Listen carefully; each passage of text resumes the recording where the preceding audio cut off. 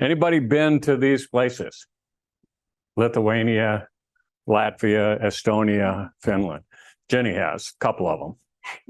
That's good because I can say anything now. I love this part when you can do that. I don't have to worry about my facts or anything.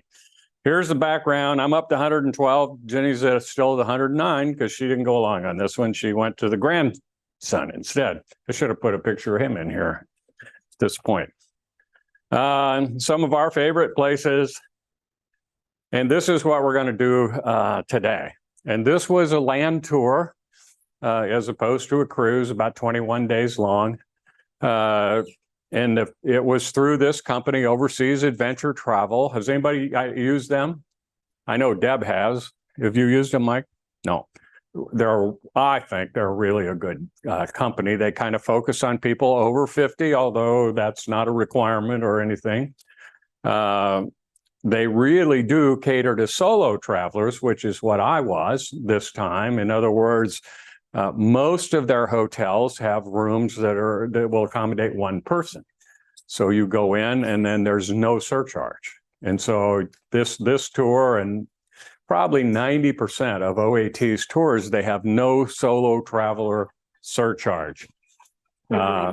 If they don't have a solo room, then they will, if you're up to it, match you up with another solo traveler to travel as part of the group. So they do that, and there are people that do that on the thing. No more than 16 on these trips, on their land trips. No more than 14. They have small ship trips too, very small ship, 50 passenger ships. They're very big into intercultural experiences. And so as they take you around to these places, they want to make sure you're interacting with the people, places, and things there, not just looking at them. So they're very intent on getting you to experience things. There are names for things that they do in each. Now they always have the regular trip, and then you can sign up for a pre-trip and a post-trip if you want, depending on the date you're traveling. The pre-trip on this one that I went on was to Poland. Ginny and I had already been to Poland, quite extensive parts of Poland, so I didn't do that. And then the post-trip that I did, which was 5 days, 4 and a half, to Finland, to Lapland, was a post-trip. So you can sign up either way. In each one of those, you will have what they call a day in the life of. And they take you somewhere to just a normal family doing normal things. They've been kind of emphasizing farming and vineyarding and that sort of thing the last couple of years. And you go hang out on the farm with them and find out how they live, what they do, what everyday life is like. That's a day in the life of. And then you always have at least one, sometimes two, home-hosted dinners. And they pick, people apply for this in the towns or places that you're visiting. They screen them, do the things. You go to their house and have dinner. And usually it's 3 people, sometimes 2 people in the group of travelers that go to the house. And so we did 2 of those kinds of things. And then they always support somewhere in the major cities they go on each trip. They will have a school or a co-op or a medical facility that OAT, it's really their parent company, Grand Circle Travel, that supports. And they give $1 million a year to these various. Which one? Like these different places, they all speak? No. Yes. If you'll wait until later, I'm going to cover part of that, the language capabilities in each of these countries and how they got to where they're at language-wise on the thing. But the answer is, and this is true of most people around the world, if you're under 21, you speak English. That's pretty much true all around the world, anywhere that is a touristy destination, which is almost everywhere. There's almost no places in the world that are not a tourist destination. So the young people speak English. Our age people, not a chance. to not happening. So you can find people, though, to speak English. You just look for a kid, drag them over. It's kind of like getting help with your computer. Here's the plan. If you can see the little red line there on the maps, can everybody see that? Okay, that's the plan. So you fly into Vilnius. It's not Vilnius, it's Vilnius. You do not pronounce the second I in Vilnius, which, you learn your first day in town. So fly into Vilnius, spend a few days there. One of those days is an out and back to a place called Trakai, which is a castle. Then Rumsiskus, which ends up is like an ethnographic outdoor museum. And on we go. So that gives you a general idea of where we're going. The reason we go all the way out to the coastline there in Lithuania is that place called the Curonian Spit is a UNESCO World Heritage Site.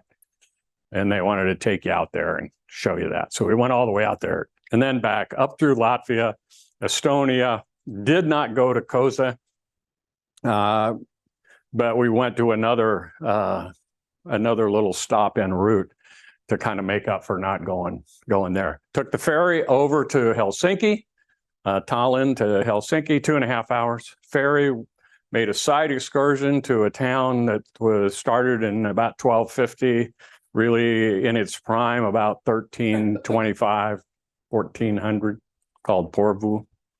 And then not on this slide because, well, it is on this slide. Yeah, the Lapland extension. I fly from Helsinki up to a little town called Ivalu, which is in, you can see how far north that is in Finland, and that's Lapland. And I'll talk a little more about Lapland when I get to that point, but Lapland it extends all the way across Sweden, Norway, and Russia, and it's essentially a line that moves on the ground, and it's a line where the reindeer can thrive. So if a reindeer can thrive there, that's the line. If they can't, south of that, too warm, not the things, then that's kind of this line moves year to year and things depending on the climate. And so the boundary of Lapland changes year to year. This is the deal. It's what I've been talking to you about. Breakfasts are always included on OAG, things which you're happy for, and you're really good European style breakfast. No fried eggs, no pancakes, no things, cold meat, herring, fruit, cheese. They do have porridge, really good breakfast, really good.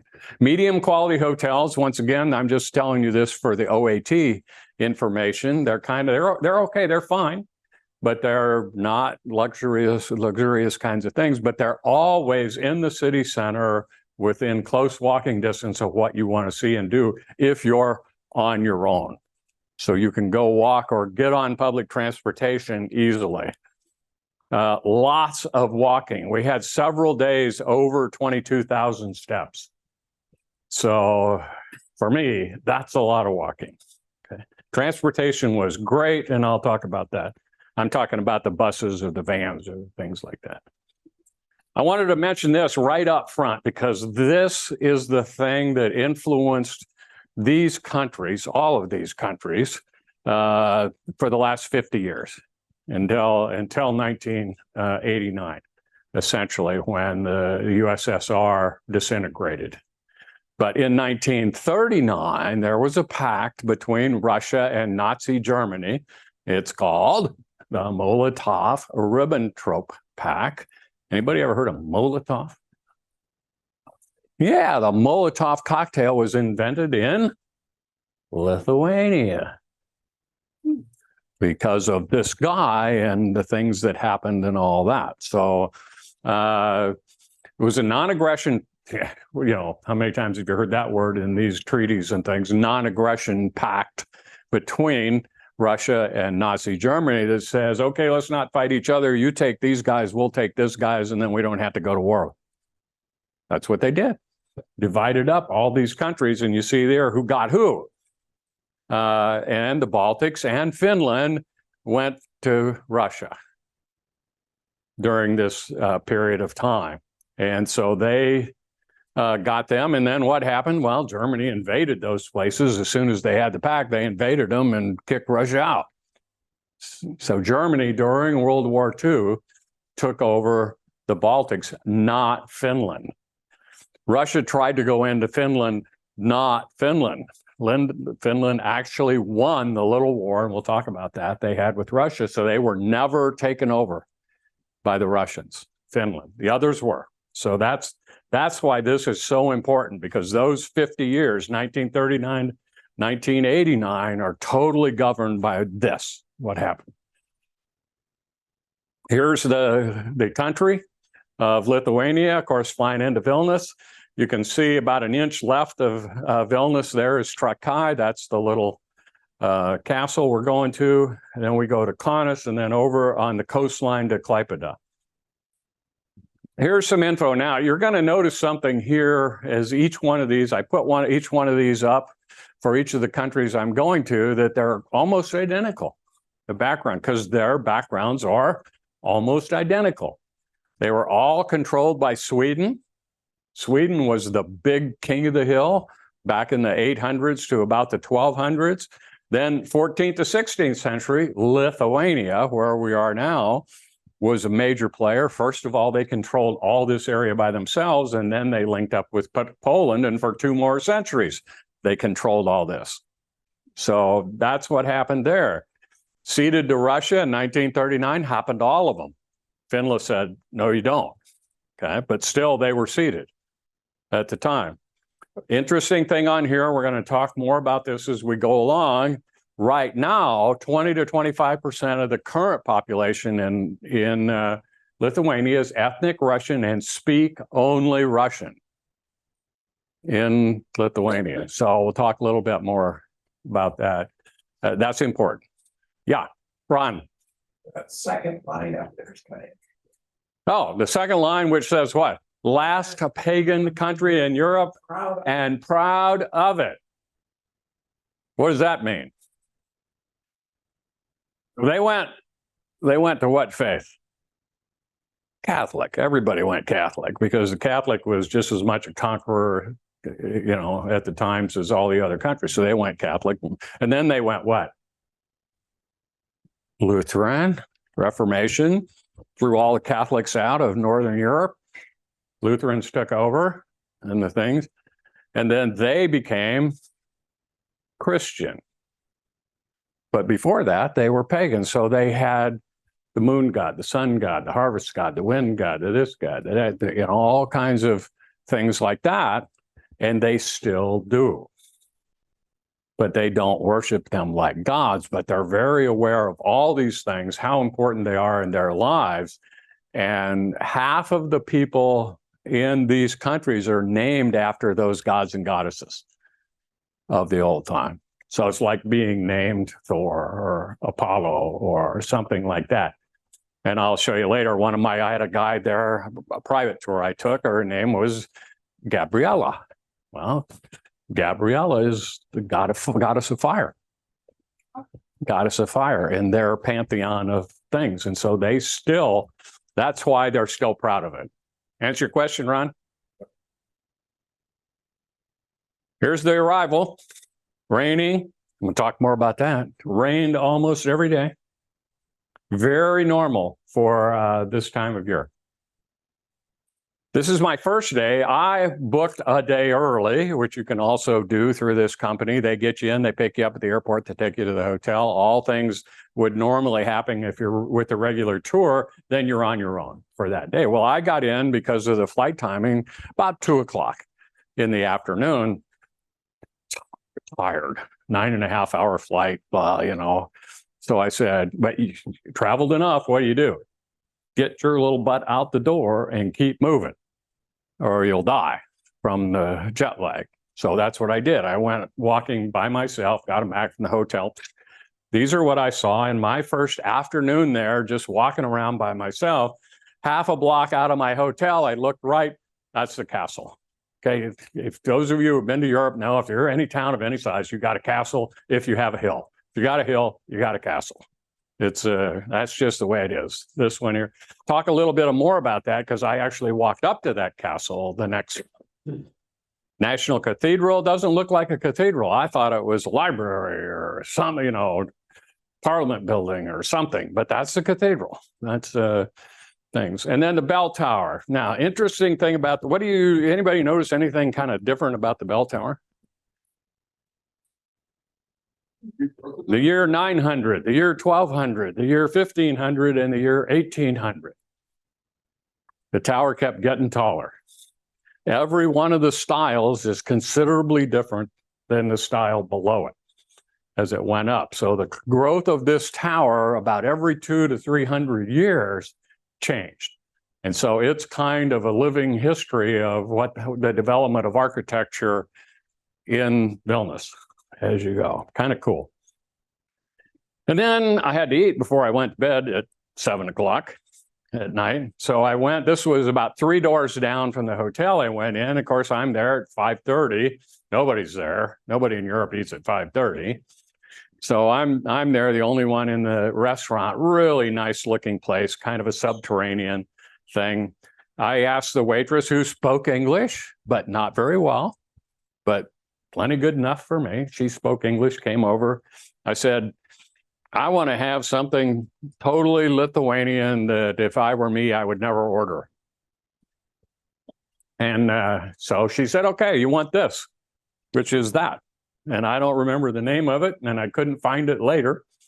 It's like a big beef stew pot pie and things. Of course, it's served totally enclosed when you get it on the thing, and it was really good, really good. What was the bread like? I mean, Pardon me? what was the bread like? I mean, It was like a pie crust, only more bread, a little more bready than a pie crust, but like a pie crust, kind of halfway between a pie crust and bread. And it was really good, like a pot pie kind of a thing, but it was very Hungarian tasting to me, like Hungarian goulash thing, though paprika and red peppers and lots of fresh peppers of 2 or 3 different kinds and stuff. Really good. And then I wanted coffee, and she says, oh, well, you have to have a piece of dessert. So who's going to turn down that? So that's called chocolate pie. I don't know. This was not chocolate pie, but it was okay. The beer, however, was really good. So next day, this is my day early. So this is actual first day of the tour, but nobody gets there till the middle of the afternoon on their flights. Okay, so I'm already there. I booked this myself with this company, and I've talked to them about them before, but to refresh, this is called Tours by Locals. They operate all over the world. They're local people that live there that give tours, and you book directly with them, and they have tours they say they'll give you, and then you say, I don't want to do that. I want to do this. Can you do that? And they will, most times. And then you negotiate the price to do that. This lady's 28 years old. She just completed her master's degree in Spanish. She's one of only two people she knows of in the whole country that speak Spanish. And she's going to go get her PhD in languages starting next year. Really a cool person. And her name is Gabby. And that's her namesake. In the background, I put that up front. You'll see that again. That's a mosaic in Vilnius University, inside the university. And they have a room full of these mosaics of not all, but probably 70, 80% of these gods and goddesses. They have mosaics of them. All right, we're off and walking. First place we go is up there to Gediminas Castle. Gediminas Castle, 222 steps up. Not so bad. Still had to stop halfway. 222 is enough that I just don't go hoofing right straight up there anymore. Mostly ruins, not all that interesting. You know, it's a ruiny kind of thing. But you did have a really great view of the old city. And that's the picture on the right there. That's the view you got from the top of the castle. Interesting thing is if you look at that hillside, the people who are managing that castle did that because they're stupid. because they had a really nice, this forest growing around that. See the one of the thing in the lower left with the Hill of the Three Crosses, we could have walked that, but that was another 600 steps up, and I wasn't going to do that. So I took a picture of it, but the place where this castle was used to look like that. And they thought that the managers of this castle complex thought that those trees were causing erosion by eating away at the ground and something and causing the hillside. Just the opposite, of course, being true. So they cut all the trees down, and then the erosion got worse. Then they thought, well, maybe they're having earthquakes. Well, yeah, in Lithuania, I think not. So on they went. So hence all this concave business there was essentially caused by their errors in how they treated the forest, holding up the things. And hard on me, because up until 2 years ago, there was a funicular that ran up there, but they stopped running it because they thought the vibration of it might be causing some of the erosion. So, and that thing in the lower right is the path of my walking that day with her. That's the walking path that I took with Gabby. About a third of the way into this walk, we came to this place, which is Uzupis. It's an artist colony. It kind of tried to break away from the whole town. They kind of hippied out and became a little enclave and do that. And now they have their own constitution and their own government and their own things. And the whole city and the country just says, oh, yeah, okay. And they let them go and do their things. It's now become more and more an upscale retail kind of place to live in Vilnius because it's, quote, on the other side of the river. So it's away from the development, from the noise, from the traffic. So it's become a very interesting place to live. As you're walking in, this big picture on the left, which I found to be just really cool, I stood there and looked at that. That mural is done, except for the yellow part, totally with smoke. So they're taking brands of wood and things and fire and holding them up under there and making that picture with smoke. Now, how do you do that? Rocky, you got a question. Did Gabby converse with you in Spanish or English? She conversed with me in Spanish. I conversed with her in English. That was the question. I didn't write the question. Nah. Somebody did. No, the answer is English. She also speaks English because she's a youngster. She's a youngster by Lithuanian standards. So she once, in 1989, once these countries were formed, of course, mandatory, everyone spoke Russian. So she also speaks Russian. She speaks Russian, Spanish, and English, and Lithuanian. And she's old enough now that her parents and things also spoke Russian, so they taught her Russian. But the younger kids now, those now in their teens and in the college years, don't speak Russian anymore at all. They don't know how to speak Russian. Yeah, go ahead, Lisa. Is most of the shopping done in markets, or do they have big box stores? Yes. They love to shop in markets. They have huge open air markets, but they also have some of the biggest department stores you've ever seen. So I'll show you some of that in a little bit. But they're kind of like us. I mean, there are people who only want to shop in the markets, and then there are people who only want to shop in the big store, the modern stores. And so they have both. Very technologically advanced countries, all of them. Here. Uzupis is a UNESCO World Heritage Site. Like I said, they have, now I forget how many, but it's something like 57 now copies of their constitution on the wall inside that gate from all the countries that have recognized Uzupis as a place. And so that's their claim to fame, and it gets people to walk through there. This is the courtyard of St. John's, which is that church you see straight ahead. And oh, a typo. See, and this is why I think here's a typo. Courtyard of St. John's. What's wrong with that? Apostrophe is in the wrong place because this is two Johns. This is the St. John's Church is plural. Two Johns in there. The only place I've ever been where I've seen two It was named after two people. So this is the courtyard of St. John's, and that's a typo on my part, just normal stupidity because I didn't realize that I was doing it at the time. Yeah, I know, but you need to know that it's St. John's with two Johns because it's important to them. It was built in started in 1579. The university was formed in 1579. It's one of the oldest in Europe and still one of the most highly regarded universities in Europe, particularly for medicine and high technology. So a lot of that. The bell tower is the kind of square structure on the right-hand side. You can ride an elevator up there if you want, but it was closed when I was there.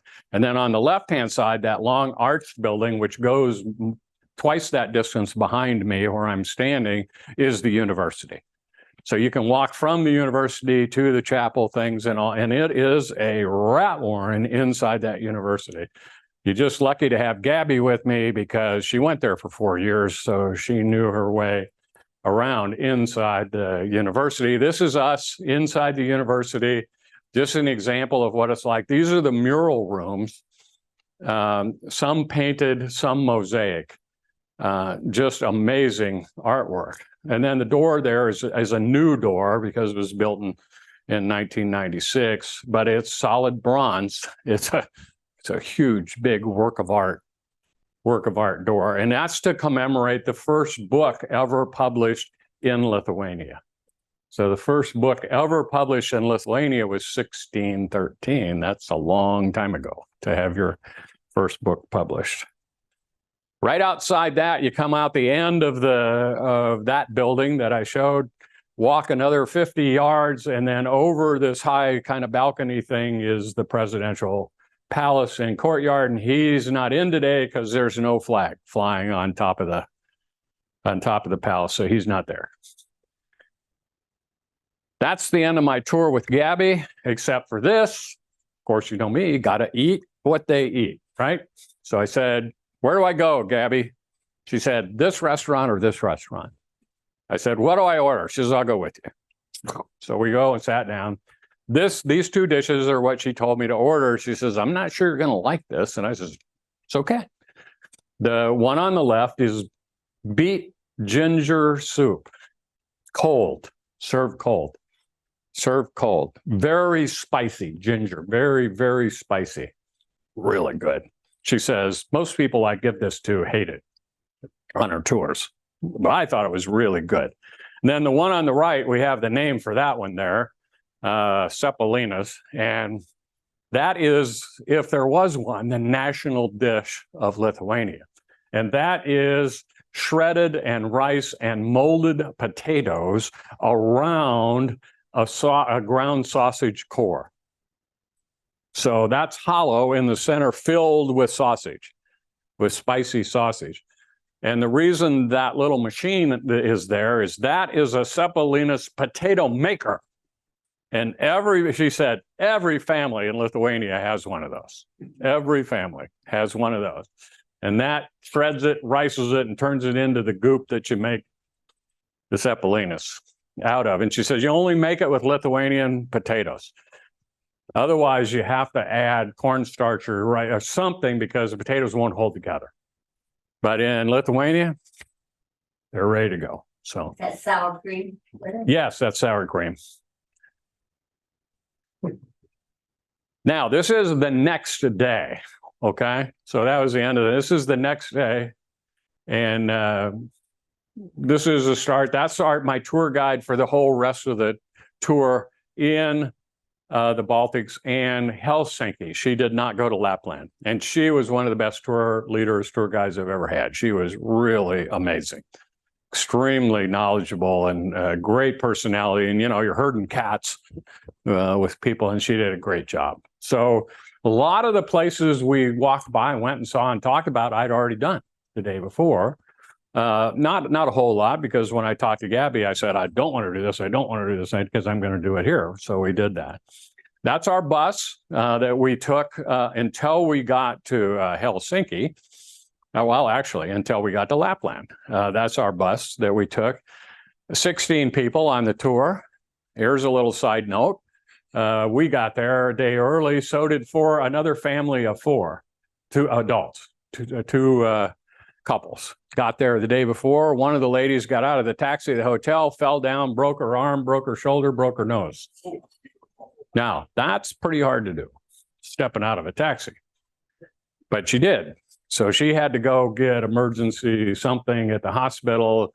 And she went home 3 days late, 2 days after this day here. She went home with the other three people. So 4 people left the tour. So now we're at 12. So we had 12 people in that bus.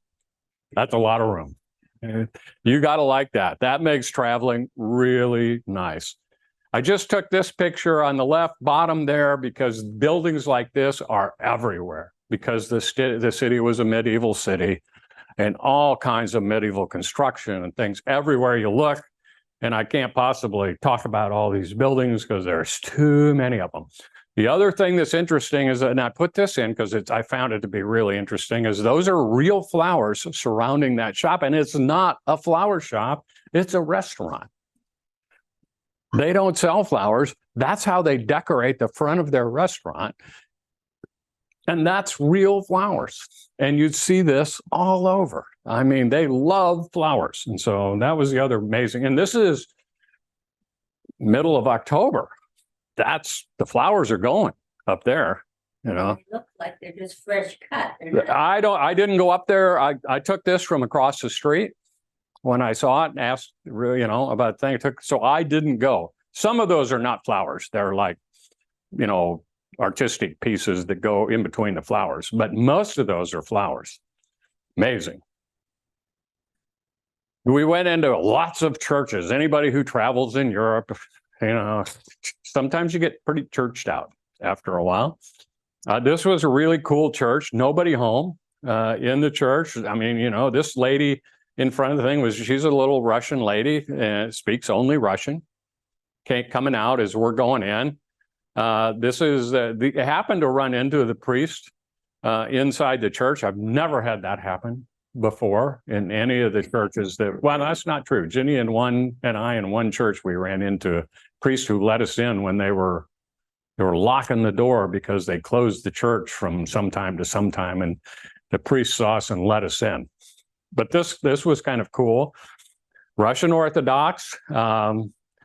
One of the questions I had was, why all the icons in Russian Orthodoxy? Because it's a very Christian religion, very extremely conservative Christian religion. Why all these icons? And they say, we look at the icons as our church family. That's like a family album. And we look back and these are all people that are part of our church family, and we want to remember them and include them in the community. So that's why, yeah, go ahead. Disciples or they are prophets and disciples. Yes, absolutely. And of course, they're a lot like the Catholic Church in a way, because Mary is their number 2 person in their church, and they're very much into intercession. If those of you, do you know what I'm saying by that? In other words, they pray for Mary to pray for them. And the same thing with the saints.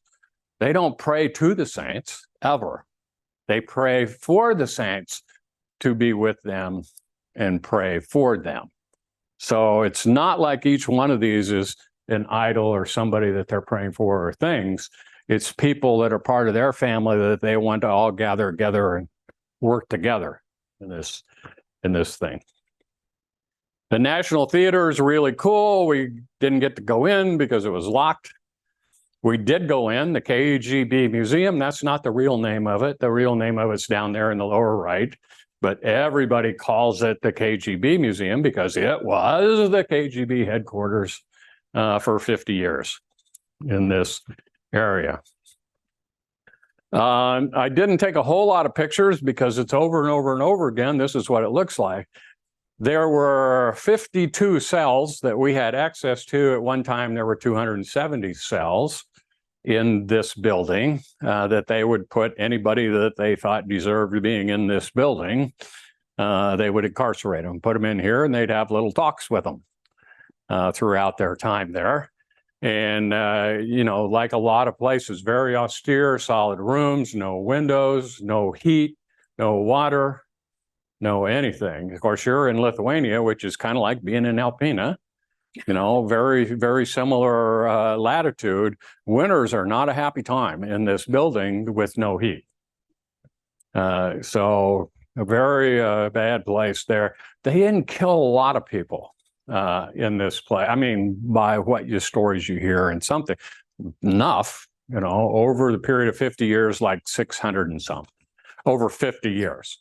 So it's not this, oh my God, number, still a lot of people, but this execution room is where they did it. And they have videos of the time, and they would, one bullet, shoot him in the back of the head, two guys with him at the side of the room. And I couldn't really show both of them, but they had a coal chute opening with a little ramp, two guys whoosh, up into the coal chute. The coal chute went down into a wagon, hauled them away. So that's the deal. Boom. And they would do 10, 12 a night till they could fill the wagon up. And then they haul them away. This is an interrogation room on the right. It's a kind of a water torture room. Doesn't look like much on the thing. The floor slopes. And it'll only hold about 3-4 inches of water. So that's how much water they would put in there. But it's only about 3 feet wide. So there's no laying down, no doing things, no something. So you sit down. I mean, you can lay down, but you can't stand up. There's nothing in there. So eventually you can't stand anymore. So you sit down, lay in this water. And in the winter, this is water. It's not frozen yet inside there. So the prisoners who they put in here did not like this very much. And they had a tendency to talk rather quickly after they spent some time in that room. Who was orchestrating the military, the country? This is Russia? Yes. The question was, who's orchestrating the country? And the answer is yes, Russia. USSR. At the time was not Russia. Went from Russia. Yes. But I mean, it's important to make the designation because this was part of the USSR. Lithuania, Latvia, Estonia were all part of the USSR, not Finland. And, again, but these were Soviet satellite countries, occupied by the Soviets, governed by the Soviets. Everything, everything was run by the Soviets. For what period of time? Question is what period of time? From 1930, well, not until after World War II, because the Germans invaded and took over from the Russians in 1939. But after 1944, World War II, until 1989. So 50 years, 55 years. Yeah, long time. That's why the Molotov-Ribbentrop Pact is so important in this whole thing, because that's 50 years of the history of every one of these countries. They were all in this scenario. It's like yesterday. Yeah, it is. I mean, people are still, we can remember 1989 very clearly, some of us. And so they lived through some really harsh times. Churches, right? The one on the left, Russian Orthodox. Very few icons, really modern layout, kind of surprising. And look when it was built, 1604. So it's been around a long time. The one on the right's a Gothic style, very ornate, very wood-oriented on the inside. You see this woodwork and the pulpits and the chapels, and everything is just magnificent carving in there everywhere he went. And originally Catholic, then Lutheran when the Reformation came. Another, why all the Russian Orthodox churches? Because Russia controlled this country for 50 years. So this one has more than one icon. This thing is full of icons in this one. Huge place. This is cool. Lithuanian Post, there's a whole street that has, most of them are Pulitzer Prize winners, Nobel Prize winners, poet laureates, all this. And anybody know who that is? Frank Zappa. Frank Zappa. Who's Frank Zappa? Come on, Tom. Who's Frank Zappa? Anybody? Yeah, he's a hardcore rock and roller, death metal kind of guy, and he's got a plaque on this Lithuanian poets, authors, and things. And I thought, well, that's kind of cool. Here's Frank in the middle of Mike. Back to the churches for a minute. During the Soviet occupation, they, tried to suppress any religious services and things. How were they able to preserve some of these things? A lot of the churches one thing the Soviets rarely did was destroy stuff. I mean, whether it be churches or anything else, they did not go in and just flatten things. They were not trying to redo the culture. And in this place, they kind of let this stuff go. I mean, I'm talking religion and the services and the things. And so as long as you weren't blatant, you could go and do the things. They didn't want people, and this is true of everywhere in the world now where you have an authoritarian regime, is they don't want groups of people gathering together in a crowd where they can talk to each other and they have thoughts that are anti-government. So that's why it's not the Christianity that bothers them. It's that there are 600 people that are getting together in this cathedral who are all like-minded and all don't like the government. And they don't want them to be able to congregate like that so that's what they would prohibit, but they didn't destroy the facilities and the thing. And a lot of them they would use for hospitals and other reasons at the time. Does that answer it, Mike? This was what I thought cool. Doesn't look like much, right? Pretty uninspiring picture. This is from the 1600s. It's a sundial on a pillar in the Duke's castle. This is in Vilnius. I mean, you can tell exactly what time it is from that sundial. Anybody see where the shadow is? Can you see the shadow? Yeah. The shadow is at about the 4 o'clock position. Right here. 3:10 p.m. That thing was within 5 minutes of the actual time when I was standing there. I guess it's the little things that get me. Nobody else looks at the sundial. I'm sitting there staring at it for this length of time. I thought it was really cool. Home hosted dinner. This is the one we had in Vilnius. Our host is the young kid. Also, master's degree in computer science, just finished his master's degree in computer science. His parents, his father worked for the Russians for a long number of years, and then for the Lithuanian government afterwards was a civil engineer. His mother was Ukrainian. She grew up right outside Chernobyl. So she was a reporter at the time Chernobyl happened in the Ukraine. So what an interest. Spock, not a word of English, not one word of English. And her husband, less. And so, but they wanted to talk. So they would get talking, and then, of course, their son had to translate for us. But what an interesting evening to be with that pair for a meal and learn what they'd been through and what they knew at the time. Day 2, off about an hour and 20-minute bus ride off to Trekkai Castle. Not my picture, obviously. I can't hover like that. That's built in 1420, wasn't destroyed, but just went into neglect because nobody could afford to keep it up until the early 1950s. And then finally into the 1960s, the government put enough money into it that it was restored. The interesting thing about this castle is it's brick and was brick when it was built. That's weird. I mean, we've been in castles all over the world. I don't think I ever remember seeing a brick castle. So really and it's really that photogenic when you're seeing it. Kind of a nasty day, like I said, rained every day that we're on this tour. Windy, cold. We actually were supposed to do a boat trip around the outside of this thing. Didn't do it because the waves are 2 feet high, which was too high for this thing, and the wind was whipping. And this is the castle. That's what it looks like on a cloudy day and thing, but really impressive looking. And not restored on the inside, but you get a really good idea of what castle life was like, the way they restored it inside. So really an interesting place to visit.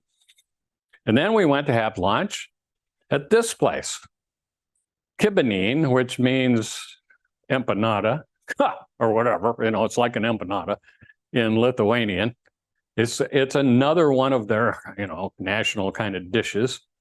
And this is the oldest place, and it's made by this group. It was invented by this group, a nationality that lived there, of which there's only 400 left in the world of the ethnic group that lives there.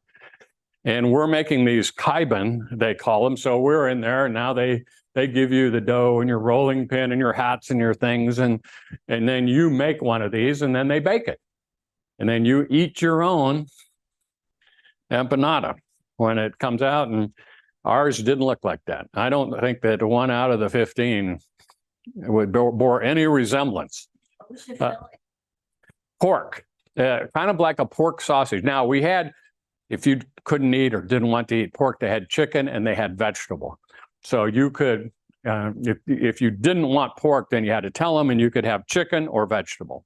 And it's kind of like a sausagey, like a hamburgery kind of a thing that you mold up and. Compared to our meat pies? Yeah, kind of like a meat pie, almost like a pasty. It's didn't have, no rutabagas or anything in it. So it tasted good. Looked awful. Mine was awful. Mine looked awful, but it tasted pretty good. And then we went to Ruta's family home. Her parents have died. She's the oldest one, so she inherited the house. It's in a town called Kanaus, which is halfway out to Klaipėda. So she stopped there so we could see what a house looked like in a little village. She is a little village of about 700 people. And then she brought along snacks. And so this is her snack. It's a tree cake. Looks like that's just really fragile looking. You take it and you just break off from the top down. You get these little branches of the tree. And then this is another one of the kind of really famous drinks, non-alcoholic drink made from rye bread. Now, and it does taste like rye bread, which is not all that impressive as a drink. So, but you can drink it, From there, we went to this place, Rumsiskis Ethnographic Open Air Museum. They moved this in. There was nothing here. They've got about 600 acres, almost a square mile of space where they have this museum. And all these buildings and things, they moved in there. None of these existed. And they tried to get them over a spread of period of time from like the 1600s to the early 1900s. So that's what they do. All the buildings, all the things, they're wearing the dress, the typical dress they'd be wearing. One of the things I found was really cool is like the garden in the middle there. They told us about that. And remember, we're in the middle of October and these flowers are looking good still. And somebody spends a ton of time in those flower beds. And they said they have matchmakers. They still use matchmakers in the country. But at the time this was, say in the 1800s, 1700s, they used matchmakers. And if you were an eligible woman in a town, and this guy's representing the man, and so he's going to come around the town, snoop around, find the eligible woman. And he would go around and look at the gardens outside the houses. And the place that had the best garden was where he would go. Because that told him, because it was, and these were the eldest daughters, it was the eldest daughter's responsibility to do the garden, to be in charge of the garden. So matchmakers figured good garden, good girl. So that was the thing. And you can kind of see from these what the rest of that looked like. I put that one in there for Ginny as a fabric shop. Fabric from the 1930s. That's not older than that. This is a typical church in the countryside of the 1800s. log church, really beautiful on the inside. And this was off to the side in one, probably a half a mile from where all the rest is, still part of the park. But that, what they call a yurt. Now, Ginny and I have been to Mongolia a bunch of times, and they have yurts there, and this is not a yurt. They called it that because the yurt is the Russian name for a little temporary home type of thing. And they don't call them yurts in Mongolia. They call them ger because they hate the Russians. So they would never call their yurts. They call them gers. So we met a guy in there in the yurt who had been deported when he was 6 years old. And he stayed there 4 years in Siberia in the thing. So, excuse me, managed to make it back out alive. The rail cars, very much like the deportations of the Jews during the Holocaust. That's one of the actual cars that they used to deport these people from Lithuania to Siberia. Now we're on the way to Klaipėda, which is a port on the Baltic Sea. Very important place, biggest port of Lithuania by far. Stopped for lunch at that little place on the left, and a really interesting meal. They only opened for us. They were closed for the season, but they opened for us when we went in there. Walking tour, saw these things, and then we're going to take a ferry over to that Karolian Spit, and that's our ferry coming into the ferry dock there. We're parked in the bus. This is where we went. That kind of big picture of the long spit of land is the Karolian Spit. Tells you where things are and all that. And interesting thing on the top right, this little red fox came out of the woods behind us. We saw him coming down the hill. Works his way down the hill. He's maybe 50 feet from me, sitting on the curb, waiting to see who's got food. And so I thought, oh, well, that's kind of interesting. Not sure that's a good idea, but the thing in the middle that's wooden, the reason you go to this place, and it's a UNESCO World Heritage Site, is they have the Hill of the Witches, and they are 70 to 80 huge carvings of witches. And remember when we talked about the pagan stuff, Ron? This is a perpetuation of all that, too, this Witches' Hill on the thing. These are all from their pagan beliefs. The witches, and so we walked up the hill and went through this about an hour and a half walking in this, and the carvings were really cool. And so all of these, we're not doing a very good job, but we're supposed to be mimicking the facial expressions of the carvings that we're standing in front of, and we obviously are not going to make a living doing that kind of thing. So. But interesting carvings. The rest stop thing, I thought, was really how they carved that single big log into a resting place and a sitting place there. And then the witches, and of course, now one thing we all like Ruta so much, because every time we went anywhere, she always had alcohol. So we're out there in the middle of Witches' Hill, seeing all these things, and she pulls out those 4 bottles of mead, which is also very important in Lithuania. They didn't develop it, but it's one of the things that they had in their medieval times and things, and those are 4 different kinds of mead. So we're in the middle of the woods slamming shots of mead out there. So makes for a good afternoon. Then we did this, and this is an interesting thing. We walked out. It is 34 degrees, right, this day. 34 degrees. We're walking out there to the beach. This is just like walking at Marquette when it's 34 degrees and the wind's blowing 45 knots. So you people have been to Marquette, you know what that's like. It's cold. We're out there.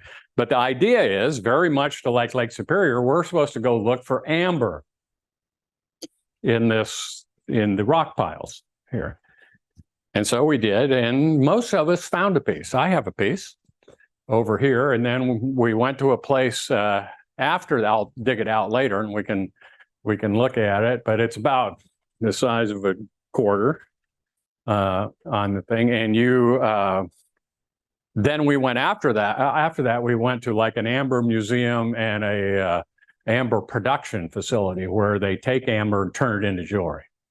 And so happened to be a lady, took us outside. They had work tables, water, sandpaper, things and stuff. And you got to work on your amber for about 45 minutes on the thing to try to go from a stone to something. It looks like a stone. So that's what we did here. And I'd say probably more than half of the people found a piece of amber.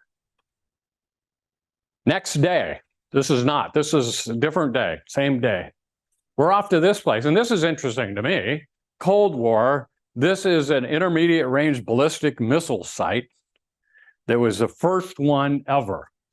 The first one ever for Russia, for USSR, happened to be in Lithuania at this spot. So this is the first intermediate range ballistic missile site that Russia ever had. So it was, for me as a military guy, it was really interesting to tour and see what things were like, in 1960s over there. Next, see, I got to keep moving. I'll be here till tomorrow talking about this stuff. This is another place, UNESCO World Heritage Site, yet again, Hill of the Crosses. And you see here, they're very similar to a lot of these places. They had all kinds of revolts and all kinds of the protesters were killed. And they didn't know where they came from or what they did or where to take their bodies. So they picked this hill and they started burying people there from these revolts. And then they would put up crosses, and then that putting up the cross, the people weren't there anymore, but the tradition of putting up the crosses took off. And now there's hundreds of thousands of crosses on this hill put up, and more every day. We saw probably 30 or 40 put up while we were there. Crosses. People would come and put up a cross to honor someone during the time. So, and then of course we're off to Latvia the rest of that day, and you can't ride a bus without having some alcohol. So here's Ruda. Ruda pulls out this Zalios, and it's has anybody ever had Jägermeister? Yeah, no, some people have. Tastes like cough syrup. It's awful. It'll kill you. Jenny's an expert, though. We'll tell that story some other time. You put it in the freezer. Yeah, it doesn't help, but it does honestly taste like cough syrup. So did this. So, but it's a lot like you. And then we had to stop. It's really kind of cool, the bus driver, because we got, you're going through of course, now we're in the European Union, in the Svengen district of the European Union, which means there are no borders. You don't have to stop. You don't have to do anything. You don't have to do anything going through. So, and, we're in a Lithuanian bus, so we count, away we go. But he pulled over and stopped so we could get a picture of the "You are entering Latvia" sign. This is Latvia. Of course, we're on our way to Riga. There. Now, remember, I told you that this is very similar. You can read through this. Probably not going to see anything here on Latvia any different than Lithuania. It's all the same. All the same. This is us entering Riga in the bus. Another cloudy day. I think in the entire tour, I had 2 sunny days the whole time. All the rest were cloudy and rainy. But still kind of cool. I love going into old European capitals. I mean, they're just beautiful places. Is the weather similar? Similar to here, except more rain in October and November. It rains about every day. Then that's because of the water coming off the ocean, off the Baltic Sea. Their weather comes off that, and it just rains and rains and rains. It's not pouring rain, but it's raining almost every day. This is our orientation walking tour of Riga, not our walking tour of Riga. So we did this. We got into Riga 4:30, 5 o'clock, did this walking tour for about 45 minutes, and then went to dinner. So that was our afternoon. So these are things we saw just walking around on the way to dinner. And then the most important picture on this slide is the yellow umbrella in the lower right-hand thing there. I bought that. It's a collapsible travel umbrella that I bought before the trip because I'd read about all this. And so I bought a good one. And that's a good one. If anybody ever wants a recommendation for a great travel umbrella, that's it. Because that thing will not fold up, blow up, pull out, do anything. I don't care if the wind's blowing 40 miles an hour. It's good to go. Online, ordered it online. It's not inexpensive, but not too, but I got my money's worth 10 times over of that thing on this trip because I used it just about every day. And you can see from all the umbrellas, here we go again. This is the real walking tour next morning. And these are the sites you see, and you can see the similarities here in structural styles and architecture. Lots of Roman arches, lots of Gothic.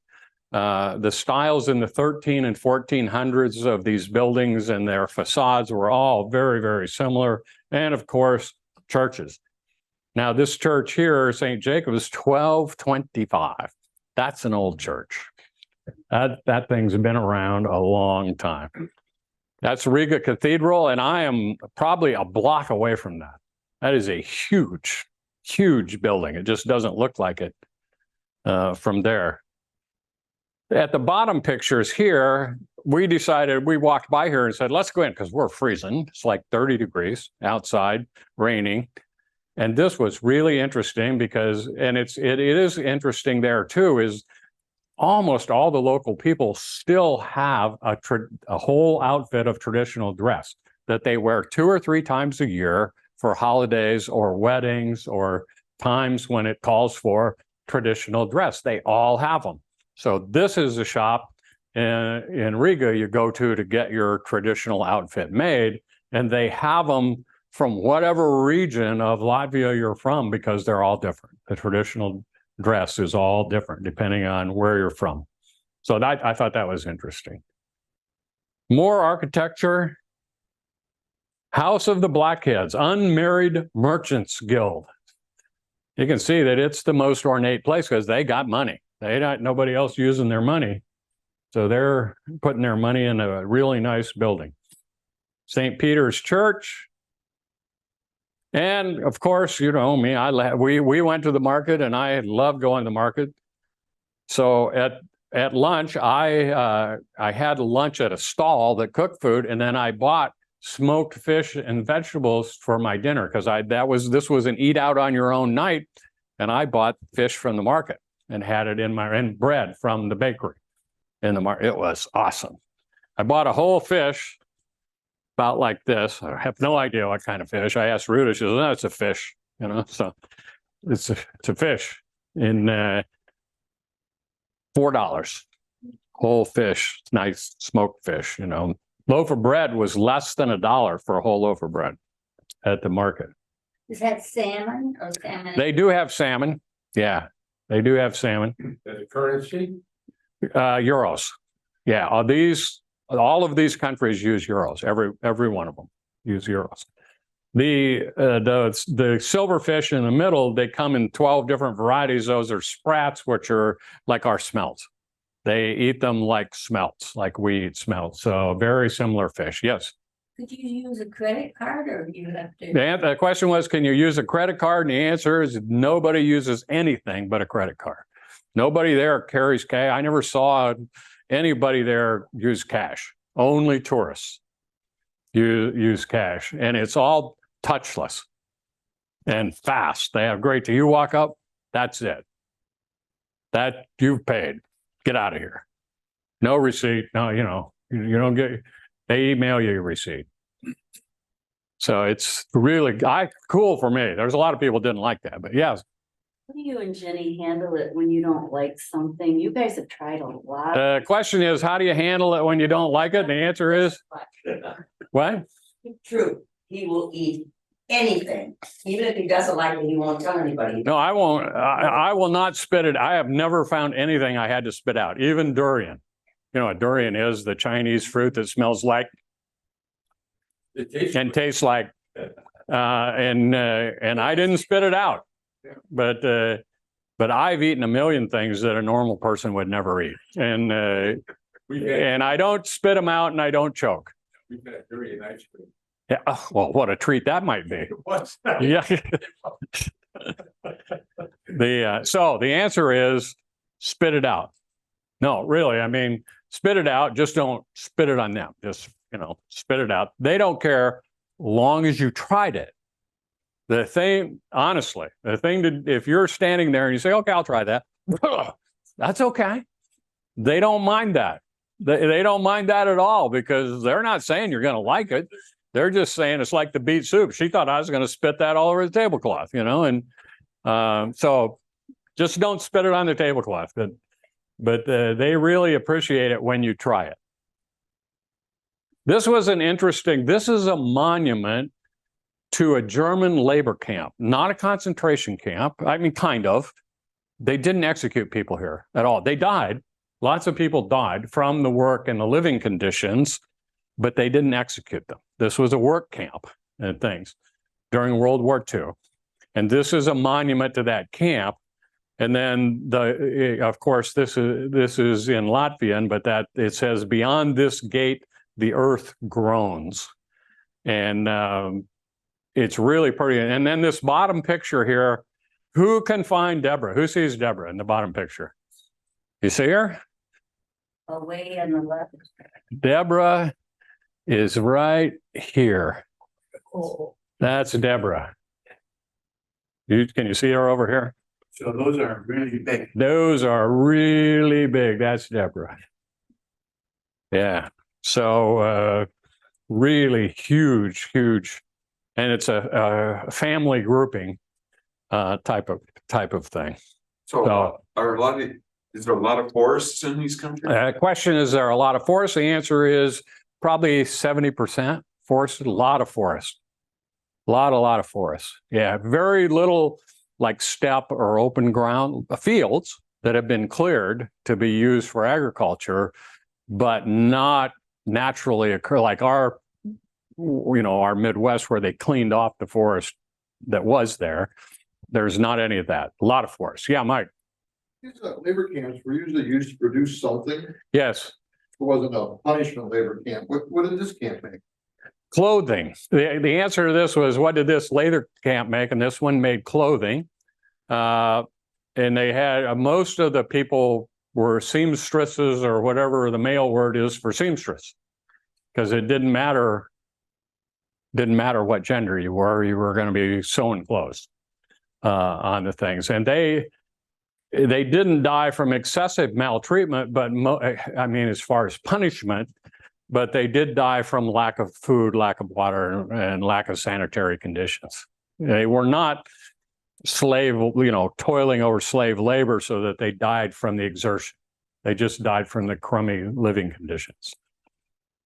Now this is, here we go.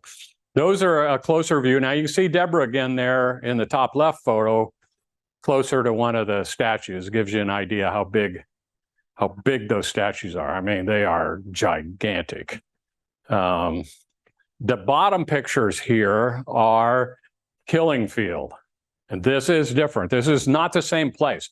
This is maybe 10 miles away. I just happen to put them on here because otherwise I end up with 50 million slides. So this is about 10 miles away. This is a killing field. Here is the Rumbula things, and a lot of people were killed here in 2 separate occasions. And so this is a monument to them. Now, in the lower left-hand corner, that goes with the monument site, not with the killing field site. And that is a huge metronome. And you can feel it all over that field where the statues are when it hits. And the idea is that's the heartbeat. The theory behind that metronome is that it lets you feel the heartbeat. And you can feel all over that huge field, you can feel that when that thing hits. were they buried there? Pardon me? Or those people, a great deal of people buried there? The ones that were killed or the ones in the work camp? Ones that killed. Yeah, that was just bulldozed. Yeah, they were killed there. Buried there. Then, day in the life of, yet another one, right? Goat farm, organic cheeses, 2 Whitebeards. See, up in the upper right there. He and I got along just fine. This was kind of a cool experience. I'll show you later. We made our own cheese. Well, I'm going to walk off here for a minute. So one of the events there, of course, we tasted several different kinds of cheese, but then course, this is taped up for air travel. But then we took the cheese, and they have all kinds of herbs and oils and vinegars and things, and they give you some hints, but you choose your mix of herbs and spices and vinegars and oils, and you put the goat cheese in there and then fill it up with your mix of sauce, and then and this is supposed to sit for like a month. So it's ready if we do that. Did you use that on a salad or like? Yes, that's where they normally use it, was with a salad. And we got to try like 10 different versions of this when we were there. So that was kind of fun. Yes. Are there many foods that you've tried on your travels where you like them so much that you continue to order them? The question was, have you found foods you like so much that you continue to order them? And I'd say yes. I don't not necessarily order them, but we buy them or find them if we can, if you can do that. But yeah, you learn all kinds of things on these travels that you didn't know about, types of, like lingonberries. I mean, most of the people haven't grown up with lingonberries. I never did, but in Germany, we ended up coming across lingonberries one freezing day, and now we're hooked. So we have lingonberries hot all the time, and same thing with this. You'll find a kind of cheese that you'd never heard of before, and you get the name, bring it back, and lo and behold, it's available here. You can find it in a cheese shop, probably not here, but you can find it. And so we do that. So does that answer? The other, and you can see this is a commercial operation. They're doing okay. This is run by this young couple that you see there. They're pouring kefir, which is kind of like buttermilk, for us to taste also in the kind of one of the middle photos there. And then the other one, the little log cabin, that's where we're tasting. That was built in the 1970s as kind of a recreation house for the elite. And it was stocked with cheese and women. So it was kind of a good place to go. Day 3, more walking. This day, 22,000 steps. The bottom 3 pictures there, 4 pictures, are right. That's the Russian embassy, right across the street from the Russian embassy, and right across the street from the Russian embassy. And so this is what you see in Riga is they are really poking it in their face in the Russian embassy. So the Ukrainian flags, of course, that's not a place that would normally be Ukrainian flags. Somebody has made that whole installation and put it there because it's directly across the street from and this where the picture of Putin is there is directly across the street from that red door. I mean, you can't exit that red door and there it is right in front of you. Yes. So, yeah, these countries, how sensitive are they to what's going on in Ukraine? Question is, in these countries, how sensitive are they to what's going on in the Ukraine? And the answer is, it's their number one concern of everybody. Everybody. I never ran into one person anywhere that was not the number one topic of concern, because they are really concerned about being next. And because they've been there, done that. And so they are all over it. They give money, they send people, they send food. They are massive contributors to the Ukraine because they don't want that to happen again.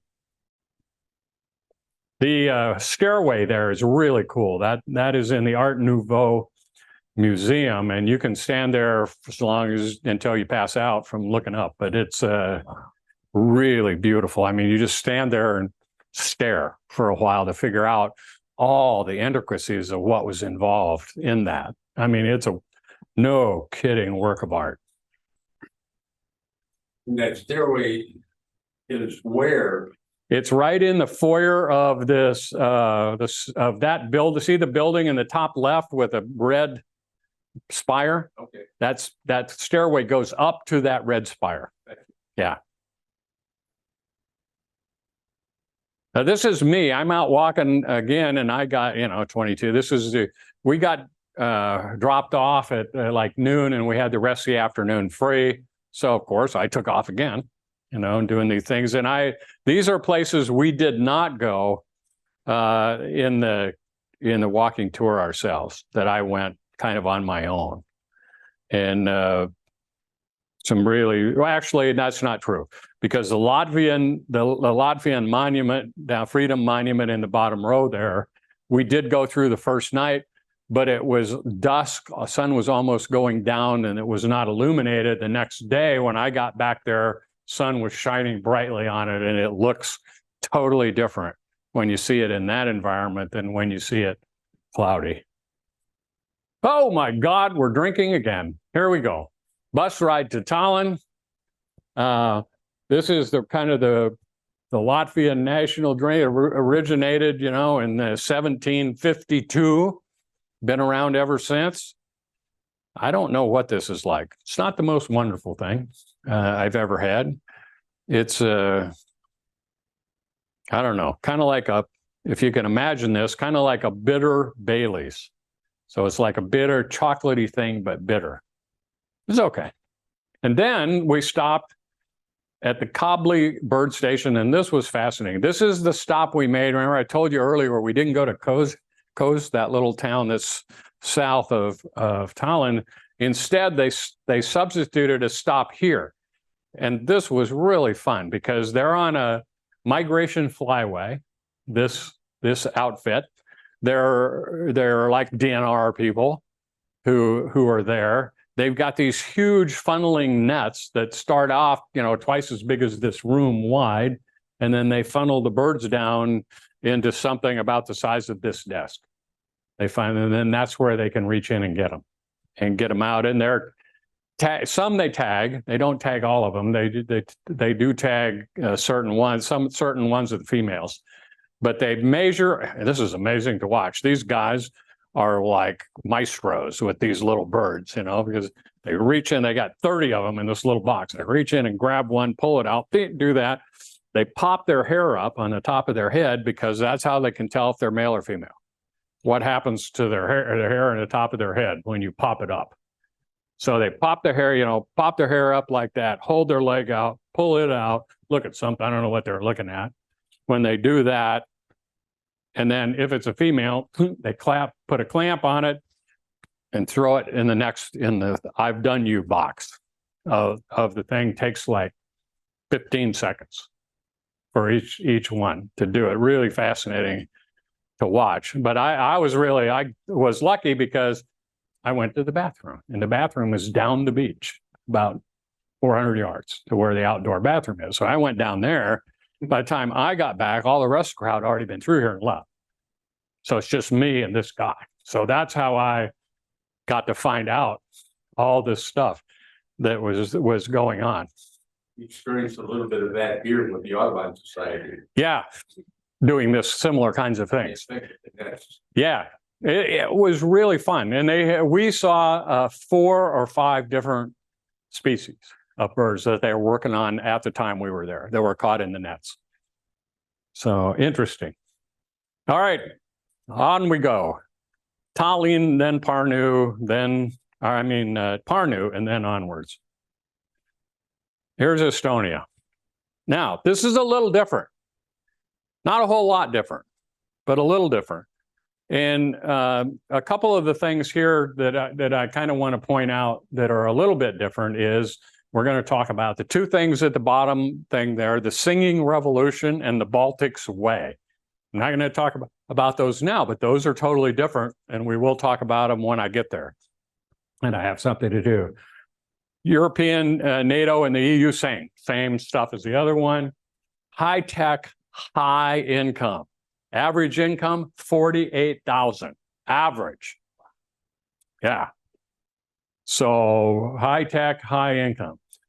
I'll talk about that right now, and then if I get to a slide later where I shouldn't talk about it, I will. But the high tech reason is, and Lithuania, Latvia, and Estonia are all that way. Mostly Estonia, even more so, The reason is 1989, when Soviet Union collapsed, the Soviet Union had appropriated all the resources. They'd run all the manufacturing into the ground. Nothing worked. Was all the socialist communist style system. Were no manufacturing. There was nothing to make money with for the whole country.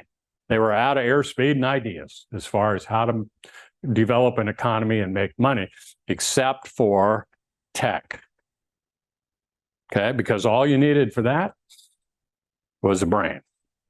And away they went. The same thing in Finland. I'm going to talk about the same thing when we get to Finland, because these countries wrote software, invented tech products, did things, and you go to them and they are light years ahead of us in integrating tech into their lives onto the thing, because they had to. Because at that time, they had no other way to make a living and things. So that's kind of an interesting thing. Could their systems reach over to our country? It's their system. Their systems, their computer systems. Oh, sure. Yeah, their computers are just like ours. Computers don't care where you're at. Nah, they don't care. You can talk to anybody, anywhere on the things, and they are some of the ones that help develop packet switch and all these things of how you transfer information over any kind of source, whether it be a cable or satellite or anything. They were the first ones to develop some of that. Now, does the population work out of their homes like starting here? They did during COVID. They went to that, and they're having the same kinds of interesting things trying to get them back. It's I can go ahead and talk about that here too on this screen. Their ethnic Russian population now is about 24%. You see on this slide. They have a real problem because the people that are there, the Russian immigrants, didn't learn Estonian, Latvian, or Lithuanian, whichever one they lived in. So they can't get the tech jobs, the good jobs, the things. They can't get service industry jobs because they can't interact with people. So what do they get? Manual labor. That's all they can get because of their language deficiencies. They can't get anything. So what's that intentionally or unintentionally represses them, puts them down. So it's kind of a bad thing in that regard. They are, of course, they're small populations, 1.6, 1.9, 2.5 million for the countries. So total 6-7 million, all three countries combined. So not a very dense place. Go ahead. What would their housing be compared to like in our country? I'd say in a lot now, once again, it depends, but I'd say it's just kind of like ours. You've got your low end, medium end, and really high end.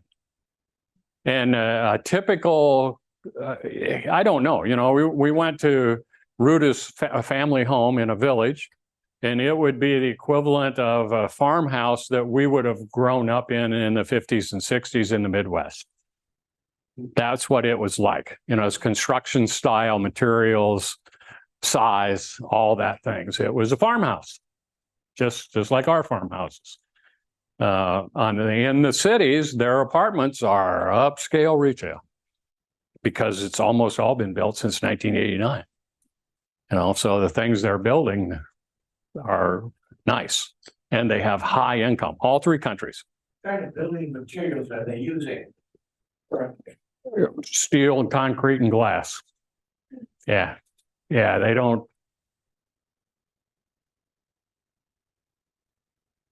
We stopped at this little town called Parnu because, like all over Europe, all these little towns have really interesting architecture and churches and things to see. And these are pictures and there were no tours or anything in this town. They just kicked you off the bus and said, okay, 2 hours later, 3 hours later, be back. So you do it all on your own. This was interesting because the amount of English was a little less here than any of the other places we were, because it's kind of out in the middle of nowhere. Doing the thing. The church is really beautiful, really, really impressive type thing. Of course, in a move that I had to do because Ginny, I found this women's co-op craft guild in Parnu because it's on a sheet. We got a little sheet of paper from the Parnu Chamber of Commerce that said, "What's to see and do in Parnu?" And this was on there. And so, but it doesn't tell you where or anything. That's the other thing. Of course, it's not a big town. It's only about 4 or 5 blocks long, and same width. So you pretty much cover everything in an hour, every single street. And so I walked around, find this, walk in, I walk up to the front, and there's a sign out front that says, Quilt Lady, Errol. So I'm in, and I mean, it took me 10 minutes walking around that building to find her. It was a maze inside that little building.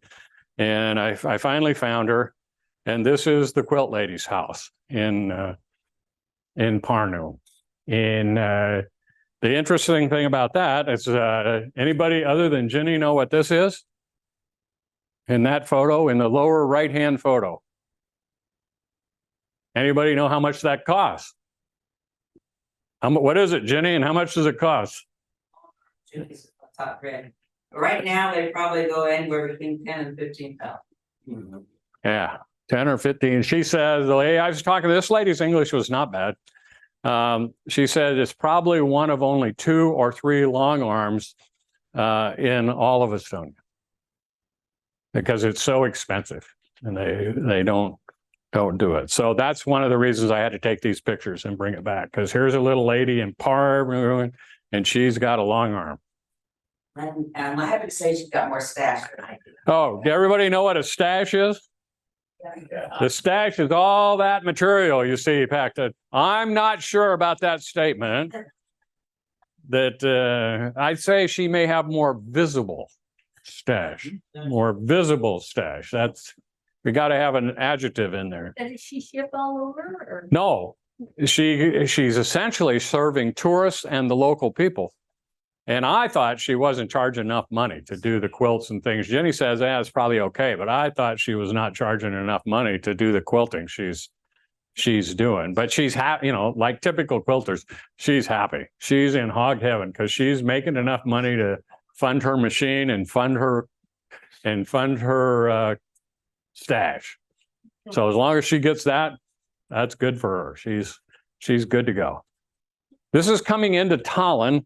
And I told you we'd talk a little bit about the singing revolution. That's a picture of one of the gatherings there in the left. That's in this park. We're in the Tallinn Song Festival grounds. And this is where you see that picture in the inset. These grounds in 87 to 91, the residents of Tallinn would meet and sing. And they were singing patriotic songs, they were singing Christmas carols, they were singing popular rock. They were just getting together as a group and singing, and it was just driving the commies crazy at the time. But not demonstrating, not doing anything. But how many people? 200,000 people. 200,000 people in one place at one time. Now, what happens when that happens? Bad things if you're an authoritarian government, right? Bad things happen because all these people are talking to each other. So this is the singing revolution. And I'll talk about the Baltic Way in a little bit later.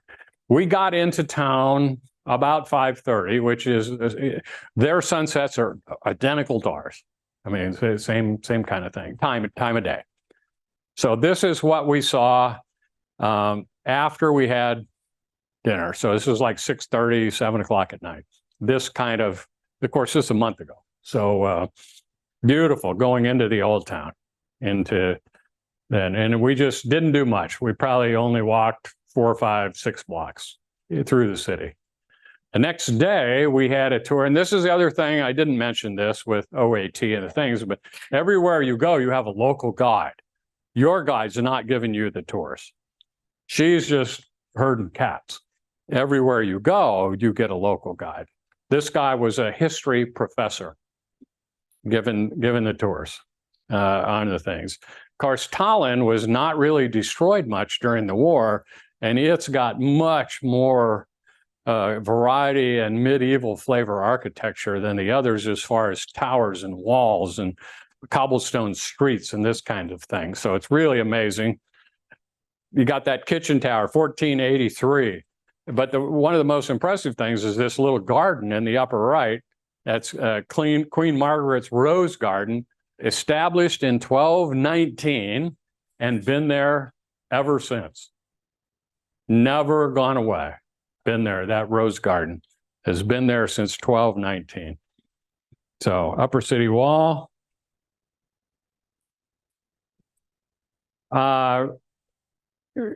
are a little more aerial views. The guild halls, and once again, you see the very similar architectural style to all three countries because they're all 12, 13, 1400s when they were in their prime and they had all this money. This is one of the oldest parts of town, the South Gate, and then the Dominican courtyard and monastery from the 1300s. It was really an impressive place. Been there.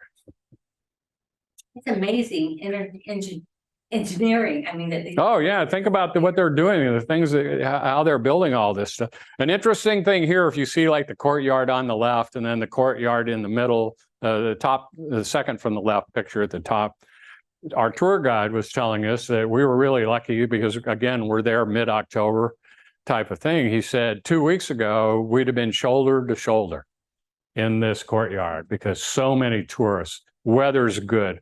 This thing's 3/4 full with tables from all these restaurants have outside seating. He said, you'd hardly be able to walk out here. When we're there, nobody. We're the only ones out. So it really was good from our perspective to be there at that particular time. Really beautiful architecture though. Oops, I'm going the wrong way. This is the last day in Tallinn. We were on our own the afternoon, and this is the Baltic Way. It was a chain of freedom. People standing, they didn't actually link hands, but they stood next to each other, shoulder to shoulder on the 50th anniversary of the Molotov-Ribbentrop Pact. And they made a 430-mile chain of more than 2 million people standing shoulder to shoulder going from Tallinn to Vilnius. All the way. That was the Baltic Way, that chain of people. And you can see the, picture there shows you what it looked like when they were doing it on the thing. We had a competition in our group that each one of the cities, Tallinn, Vilnius, and Riga, has these footprints. In the picture there in the upper left, they have a brass plaque or bronze plaque like that with footprints for the Baltic Way, but they don't ever tell you where they're at. It's not publicized where they're at on the thing. So we had a competition in our group to find all three. So I found all three and I got this candy bar about that big. That was my winnings for finding all three. But that was the last day, and I was with another lady. And we talked it over. We figured we knew where to look, but we couldn't. But we found this, and you can see how the leaves are brushed off of that. They were over the top of that when we found it. So we were really lucky to do that. But I found it. She was off somewhere else at the time. This church, I wanted to talk about this. This church was destroyed in World War II. And the exterior was restored, but not the interior. They did not restore the interior to the way it was. They turned it into a museum. And this is the stuff inside the museum on the left there. And I won't go through each one of these things, but these are altar pieces and wood carvings. And those are the original family crests there that existed in medieval times. And they had stored these in the basements during the war so they wouldn't be destroyed. So they have all these things now, the original artifacts from these churches in that thing. It's really great. And they have an elevator, which costs you 10 euros to go up, and then you get these views from the elevator. This is the next day. We took another trip to the Soviet memorials. Well, actually, it's not the Soviet memorial. It's the Soviet oppression memorial, and that's the two parallel lines, parallel walls, much like the Vietnam Wall. And there's 22,000 names on there. People were killed. And then they have on the other side, outside of the wall, are the honeybees, and there's 22,000 honeybees on the outside of the walls. Every honeybee is different. There's 22,000 of them.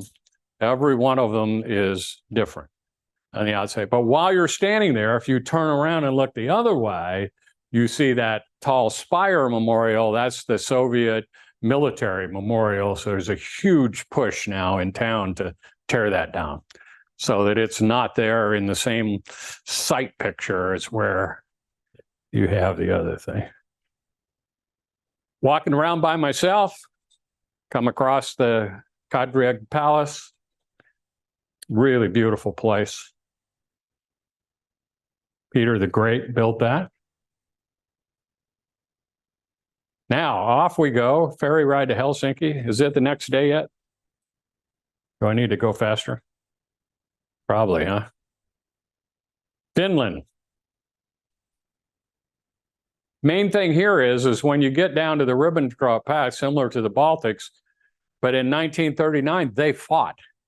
So they fought the Russians, now they got beat by the Germans occupied them. And then after World War II, they ended up fighting with the Germans toward the end.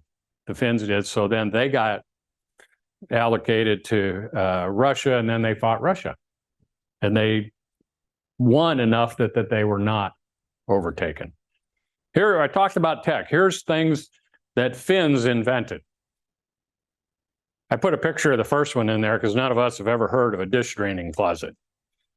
You know, back in the 30s, that was designed to put over your sink so you could air dry your dishes. I remember. It's a good idea. Yeah, I'd never seen one or heard of it, but that was the first one. But look at all this other. I mean, I dealt with electric sails all the time when I was in the space system development thing. We use those all the time. Kind of cool. Of course, you got Fiskars and Nokia, you know, so two pretty famous organizations. Walking tour, hard to believe. Yet another one. That's the quiet church. They built that right in the middle of the noisiest part of the city, so you can go in and sit down. There's no noise. Not allowed to talk, not allowed to breathe, not allowed to do anything. You just go in there and sit. And people go in, spend 5 minutes, and leave. Just sit down, take a break. You asked about the department stores. Stockman's. 2 blocks big, huge place. That's a playground thing there, me on the thing. They've got a children's playground. You can kill yourself on that. What kid wouldn't love that? So that's a picture I put in the original thing, but we're up in the top of a 13-story tower where you can see the whole city. And then we're having this, what they call a long drink. They had the Olympics there, and they didn't have a local drink. You know, everybody'd say, what's your local drink? They didn't have one up there. So they invented this one. They call it the Kop long drink. And it's just like grapefruit juice and gin or something, but it's not exotic or anything. But that's the drink of Helsinki. This is all walking tour. But I want to talk about the library. So just for a minute, Modern Art Museum, and then the library. Look at that architecture, inside view. That's when you immediately after you walk in through the front gate, you can do anything in that library, anything. Sewing, 3D, they have 3 3D printers that you can use, and you just have to buy the materials. Bring your plan. You can use, there's no charge. They have 4 recording studios where you can come in. Now there's a fee for the recording studio. It's not free. But the guitars that are hanging there, there's no fee.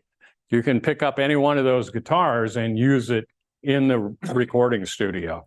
They have, that's one of the stations of sewing machines. And you can come in and sew. And they have, Jenny knows the various varieties of those machines, but they're not all just straight sewing machines. You can come in. They have architectural designs as huge kids' play areas scattered throughout the things where you bring your kids in. And then Vera's running around delivering books everywhere because she's a little robot and she knows where all these books go, pulls up, drops a book, and then somebody comes around and restacks them.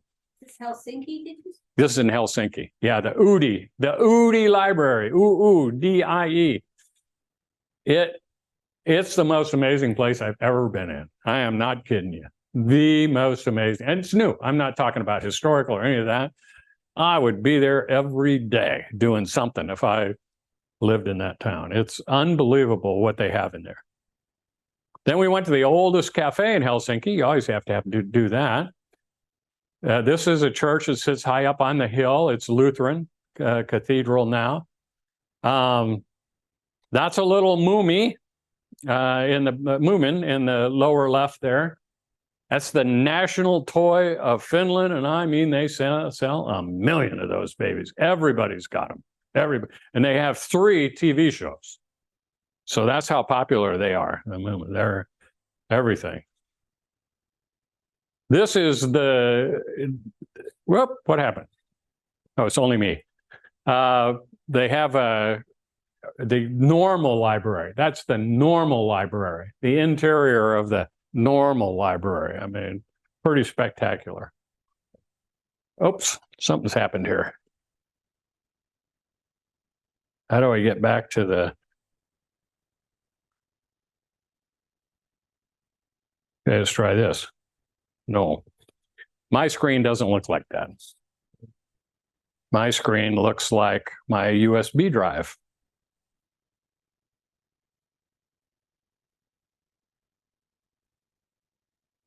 How do I get this thing to open up? I've never had that happen before. I don't know. I hate to do that because I'm liable to shut my whole program down. Of course, it won't make any difference if I can't get anything to move here.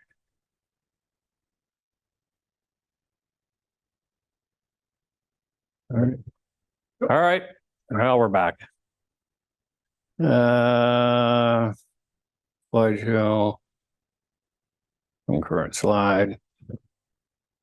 There we go. Now let's see what happens. All right, there we go. I don't know what happened. I went back to the regular thing. Here's a view we're standing on the harbor side things, and these are all the things you can see from the harbors.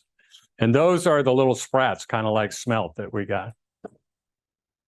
We went out to this place, Somenlina Sea Fortress. It's also UNESCO World Heritage Site. Really amazing historical place to visit.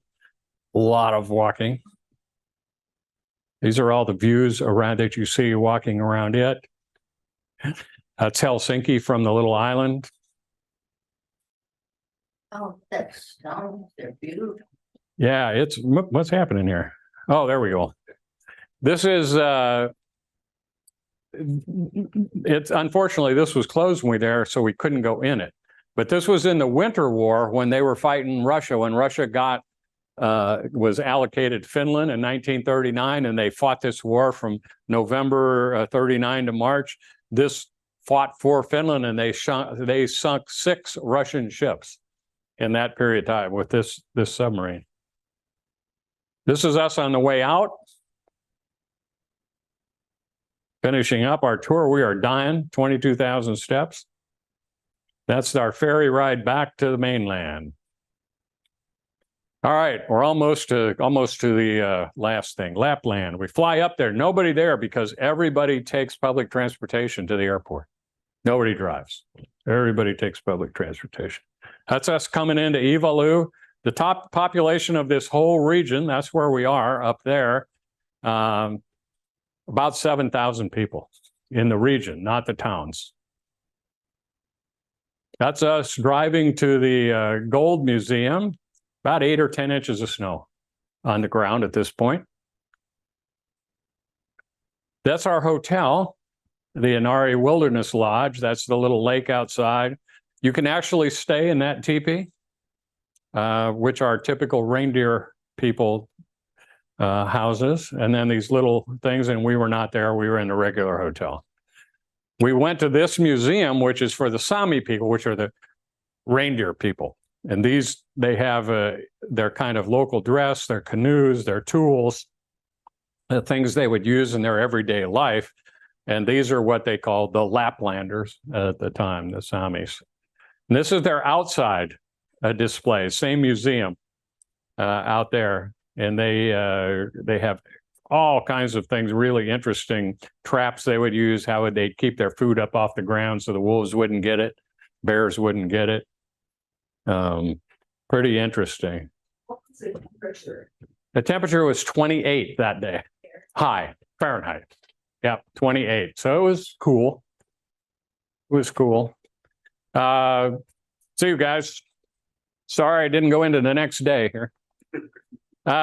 Interesting thing here is those woven scarves, about 240 to 320 or something dollars, 320. Really expensive. I like the little sign in the bathroom too. Has anybody ever? I mean, I don't really get that sign. Is that a thing? Is that a thing? I mean, is that a? Well, yeah, but they don't have a toilet. Yeah, There's no toilet to stand on. right. I mean, you do that, but it's just a hole. I never saw anybody stand on a toilet in China. Did you, Virginia? Yeah. That was our sunset, second day.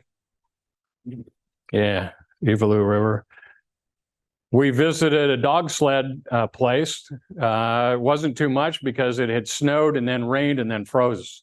So we couldn't do anything because it was covered in ice. So we got to visit the dogs, but that was about it. Kind of underwhelming. And then we went for our second kind of like home hosted lunch, except it was hosted by our local guide who took us on about a 1.5 mile hike out into the woods to a little cabin it's open air cabin where you build a fire and cook your food. So we went to the store before this, bought this, and then took it out there and cooked it. Built the wood fire and cooked the stuff and then walked back. It was really a lot of fun. Reindeer meat and all kinds of stuff we were eating What out that there. tastes like. Pardon me? It tastes like venison. Yeah. And then we visited a reindeer farmers. Two kinds of reindeer farmers, come to find out. There's open range reindeer farmers where they let them out into the woods and then they round them up every year. Really hard to round them up. And then there's places like this where they're captive reindeer farmers. So this is captive. She has about 150 reindeer on her farm. That's a lot of reindeer, I'm telling you, and the things. This is a shot of just a bunch of the reindeer. They love lichen that grows in trees and on the ground. That's their #1 favorite food, which is another reason when you see where the Lapland is and that there's no lichen, there's no reindeer. They won't go. So when you get too far south and the lichen won't grow, the reindeer won't go there. She didn't make the wool, but she dyed all that wool herself using vegetable dyes that she made, our host. So I found that to be pretty interesting.